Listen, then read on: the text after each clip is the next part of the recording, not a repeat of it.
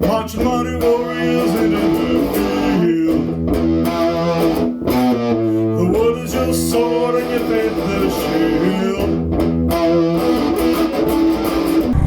Well, hey, viewer, I welcome you to Church on a Bike, no matter what your make, model, or serial number may be.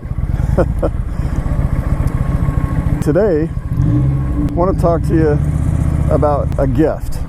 Somebody brings you a gift and it is wrapped in the most beautiful wrapping paper you could even imagine. And it is folded around the box so tight, and the creases on the corners are absolutely beautiful. You have never seen such a beautifully wrapped box. You can hardly tell that there's tape on there holding it together as where the folds are, because it's done so well. It's absolutely beautiful. It has a bow on it that you can tell that even the bow was made by hand.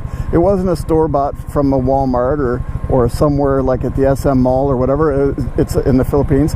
It was handcrafted, and it's the most beautiful bow you could ever imagine. And the little tag that has your name on it is actually handwritten in calligraphy. Very beautiful. It alone, the wrapping and the tag with your name and the bow, all of that in itself is a gift. It's a beautiful piece of artwork. You almost don't want to open it because it's so absolutely beautiful. But because, you know, gifts are usually inside of the wrapping, so you carefully remove the bow, trying to keep it intact because it's so precious. You don't want to destroy the bow, and you want to save the wrapping paper and the bow and even your name because it's written in such nice calligraphy that you're thinking about framing it all. It's just that beautiful. But when you painstakingly finally get the thing unwrapped and you lift the lid of this gorgeously, beautifully wrapped box, inside of it is a moldy, rotted apple that's just all shriveled up, and it smells because of the mold, and it's just horrible. It's just green and brown and black and yellow mold growing all over, and it's just shriveled and nasty, and it stinks. And your stomach sinks because you're thinking such a beautifully wrapped gift certainly must have something beautiful on the inside. Well, it wasn't. It was a rotted, moldy apple. Now, compare that to receiving a gift from someone else, and they take some old newspaper or an old paper bag and cut it up, and it's all wrinkly and whatever, and they kind of wrap it around and use some duct tape to tape it all together. And it looks like a mess. It looks horrible. You're thinking, you know, this gift, it's so poorly wrapped, you know, it must be something from, you know, the cheapest store in town, and it's probably worth a penny or two.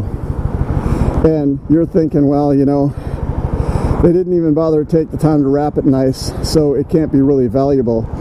And you just kind of rip off that paper, and you open the box, and inside of that box is a gold necklace with diamonds in it, worth thousands and thousands of US dollars. And you are overjoyed with what this person has given you as a gift, and then you start laughing about how you thought it wasn't going to be worth much or it wasn't going to be a very nice gift because of the way it was wrapped and whatever.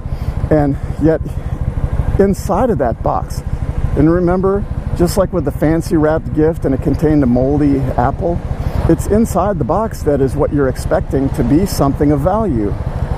You can't look at people and make a determination what kind of person they are on the inside. Somebody could be, you know, really, I'm a guy, so I'm going to talk about women. You could see a woman that is the most beautiful woman your eyes have ever seen. You could just, You could almost faint looking into her eyes. She is so gorgeous. The way she smiles, and the color of her eyes and her skin and her hair and the shape of her body and all those things just make you you just want to marry that thing. You just want to marry that girl. And yet you start to get to know her, and she's arrogant. She's stuck up. She thinks she's the greatest gift to humanity that God ever put on the earth. She has no value placed in anybody else or their feelings, their emotions, their life, only herself. She is completely self-centered. She doesn't care about you. She doesn't care about your family. She doesn't care about her own family. She only cares about herself, because she is so drawn to her own beauty that it consumed her on the inside, and she became, mentally and emotionally and psychologically and as far as spiritual goes, she became bankrupt. She didn't think she needed to accept Jesus as her Lord and Savior, because she thought she was so beautiful that was enough. She looks good, but on the inside, she's like the rotted apple. But on the other hand, there could be a woman, and again, if you're a guy, then this is my perspective, but if you're a woman and you can just use the same reasoning and thought, but towards a guy. But you could see a woman that she smiles and she's friendly and she's a nice person, and she may not be the most beautiful girl you've ever seen, but as you get to know her, you will find out that she is like that necklace worth thousands and thousands of dollars, because she is so precious on the inside. She's so valuable on the inside. You know that you could trust her with your life, with anything. You know that you could tell her your deepest, darkest, most scary secret, and she wouldn't tell a soul. She might pray for you, but that's the only way she would talk about it, is either with you or with God. She wouldn't tell anybody else. She might be the kind of woman that just loves you so much, and she lets you know it, and she makes you feel that you're loved. And she loves God above all things. And by loving God, she'll love you too. So when it comes to people,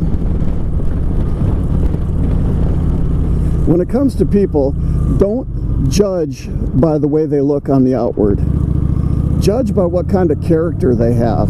Judge by what they're like on the inside. So bear that in mind, viewers. When you meet people, ask yourself, are they the pretty wrapped box with the rotted moldy apple inside? Or are they the plain brown wrapper type thing with a necklace worth thousands and thousands of dollars? Now, the perfect thing is to find somebody to you that is the beautifully wrapped box and has the $1,000 necklace in it. So keep that in mind, my friends. And I'm getting off my bike. I'm going to get some gas. So until next time, God bless y'all. Thanks for watching. And if you're in the Philippines, pagpalain kayong Diyos. Bye for now.